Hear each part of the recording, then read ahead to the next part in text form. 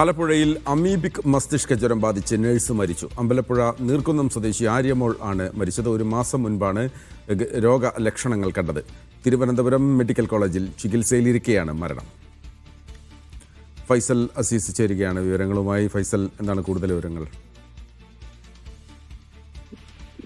Mahesh, ആലപ്പുഴയിലാണ് amoebic മസ്തിഷ്ക ജ്വരം ബാധിച്ച് ഒരു നേഴ്സ് മരിച്ചിരിക്കുന്നത്. അമ്പലപ്പുഴ നീർക്കുന്നം സ്വദേശി കളത്തിൽ വിജയന്റെയും അമ്പിളിയുടെയും മകൾ ആര്യമോൾ ആണ് മരിച്ചത്. വിദേശ ജോലിക്കായി ബംഗളൂരുവിലെ ജോലി രാജിവെച്ച് 2 മാസം മുൻപാണ് ഈ ആര്യ നാട്ടിൽ എത്തിയത്. 1 മാസം മുൻപാണ് ഈ അമീബിക് മസ്തിഷ്ക ജ്വരത്തിന്റെ രോഗലക്ഷണങ്ങൾ കണ്ടത്. തുടർന്ന് ആലപ്പുഴ മെഡിക്കൽ കോളേജിൽ, വണ്ടാനം മെഡിക്കൽ കോളേജ് ആശുപത്രിയിൽ ചികിത്സ തേടിയിരുന്നു. വീണ്ടും രോഗലക്ഷണങ്ങൾ കണ്ടതോടെ പരുമലയിലെ സ്വകാര്യ ആശുപത്രിയിലും പ്രവേശിപ്പിച്ചു.